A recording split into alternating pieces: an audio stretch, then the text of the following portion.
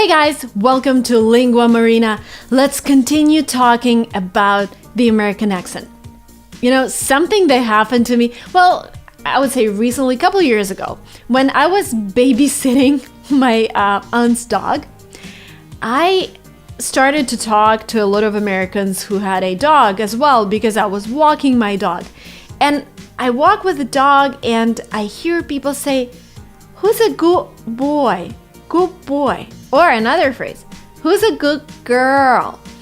So basically what I heard there, I heard them saying, not good boy. Who's a good boy? Nobody said that. They took the word good and replaced D with the first letter of a word that followed. Who's a good boy? Good boy. Who's a good girl? And if you pronounce it the way they did it, it was like, who's a good boy? Who's a good girl? And I was like, am I hearing something? And I was like, yes, I'm hearing something. And this is the way I learn accents. I just listen to people and I'm like, wow, this sounds confusing. This is not the way it's written. Sometimes I would just ask them to repeat because I want to understand what's going on. And they go on and explain me the way they pronounce it. And it's not a rule, guys. So whatever we're talking about in my videos about the pronunciation, these are not rules. This is just something that I notice when I walk around California and I hear people speak when I travel. And these are just notes that I'm sharing with you. Again, when we're talking about learning a language and understanding others, it's all about, first of all, it's all about understanding. Because when you know the tricks, you're able to understand them better. But also, like if you decide someday that you want to adopt some of the accents like I did when I first came to the US. I was ordering coffee and I said hot coffee and they gave me cold coffee because you pronounce hot this way, not hot. You say hot. And I had to drink cold coffee it was New York and it was kind of cold. It was May. And I was a little upset and I told myself, I gotta learn American accent. And I think my accent has changed completely since I moved to the US, and it's changing every year. It's changing because I encounter more and more people. I encounter more and more situations where people would say something and I would be like, wow, this is weird. Like, we need to stop here. I need to analyze this. So let's move into the video. Let's continue with whatever I just mentioned. Why do native speakers do this? Why do they say good boy, good girl? Again, the rule here is that they just want to speed up everything. And English is this great language to sing in. So whenever you're singing, you just want to emit sounds. You want to emit something that stops you, that makes you kind of stop and take a breath. You just want to connect everything. So good boy is a little like, good girl is a little, But if you say good boy, it's like one word. Good boy. Easy, right? This is why people do that. This is called assimilation or sound change in the English language, and it is quite common. Another example of the sound change is white paper. White paper. So I kind of say white paper, but because I'm connecting, it's even like one sound. It's not white paper. White paper is British. So British is this formal kind of language where you try to pronounce more sounds than Americans do. And white paper is very British. White paper is very American. Another great example, speedboat. Americans, I guess, don't say speedboat. I don't say speedboat. I say speedboat. Speedboat. But then it's connected. It's a speedboat. The speedboat. So you see what's happening here? Just, I do not expect that you would use it. I just want you to realize that it is happening because it would help you understand native speakers a lot better. And because of the way the different sounds are made in our mouth, sometimes we get a completely different situation. Let me give you an example. I can go now, and it sounds like can't go. So we kind of add another G at the end of the word can. I can go. Can buy. I can buy. Instead of saying can buy, I say can buy.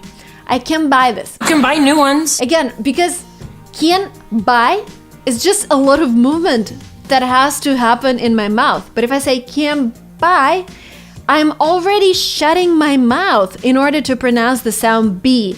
And it's can buy. So yeah, I know they don't teach that at school because there is no formal rule on when you replace the sound N with M. This is something you learn on this YouTube channel. So if you're not yet subscribed, you know what to do.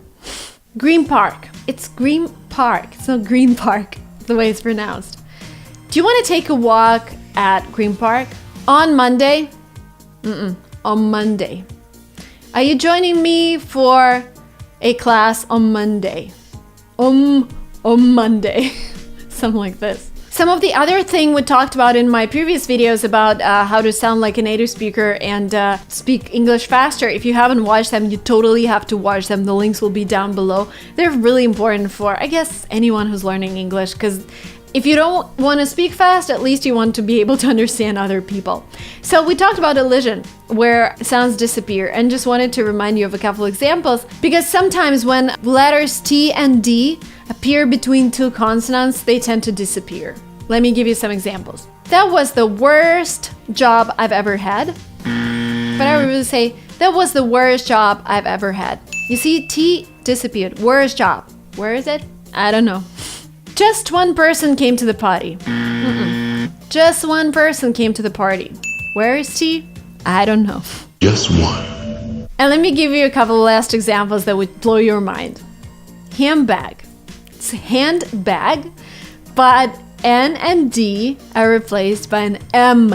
So D disappears, right, because of elision. And then N is replaced by M because of sound change, assimilation. So handbag, D disappears, N is changed into M. Handbag. Who taught you that? I don't know. St. Paul's Cathedral. Again, what happens here? T disappears because of elision, but then N is replaced with an M because of assimilation. St. Paul's Cathedral. It's not St. Paul's Cathedral. Well, in Great Britain, it's St. Paul's Cathedral. But in America, St. Paul's Cathedral. The next tip, open your mouth. When you try to speak English fast and you hear native speakers speak English fast, you are tempted to just speak fast.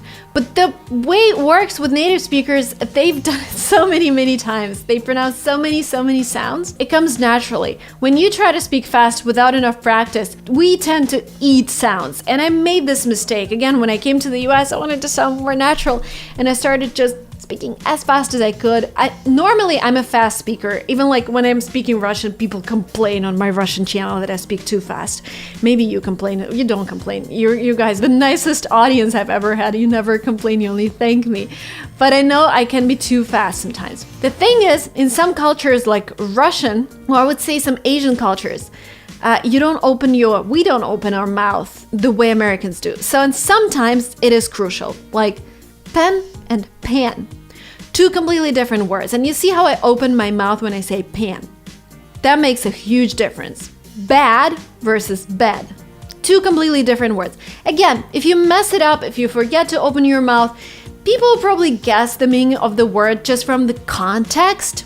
But, you know, sometimes the context is also confusing and you don't want to confuse people too much all the time. So open your mouth. Bed versus bad. Bed. Bad. Pack versus peck. And let's practice some listening skills. I'm gonna say a word and you need to guess which word it is, which one came first. And beg, bag, pat, pet. Completely different words. Present perfect versus past simple. Another thing kind of differs from British English to American English, but basically what happens in British English, they tend to use present perfect more. In Great Britain, they say I've just arrived home, which is kind of grammatically more correct than using past simple, because when you say I've just arrived, that means you're stating the fact that you're at home, and present perfect would be the perfect tense here.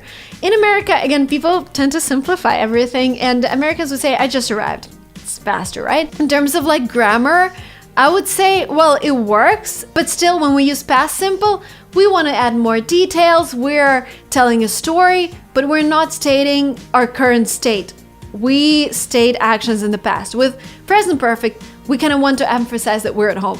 So in this very case, I would say present perfect is more correct, but Americans use past simple. That doesn't mean that if you are learning American accent, you don't have to learn a present perfect. You have to.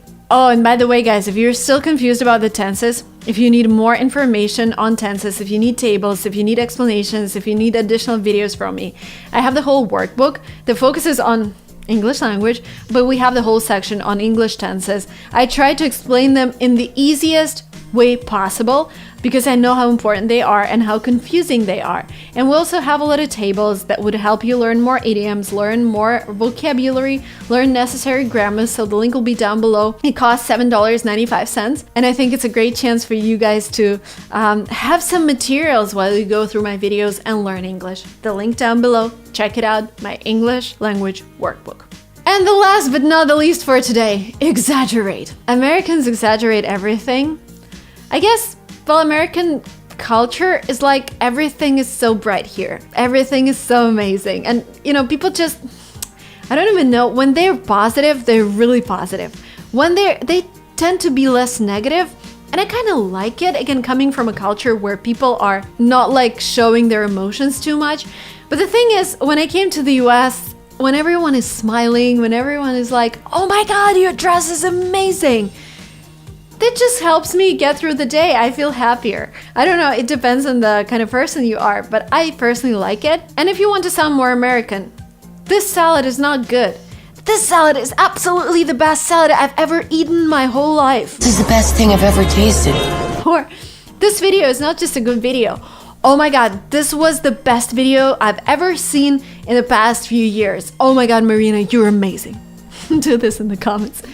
Or another thing that's kind of confusing, when you text someone on the phone and you've been texting each other for like a couple of months and they call you friend. Again, in a culture where I come from, this is unacceptable. Like, friends are people who you hang out with for years, who you trust, you've seen many, many times. Again, it's just another cultural aspect that you have to understand, have to learn, not necessarily use it, but just understand that this is the way it works most of the times in the US.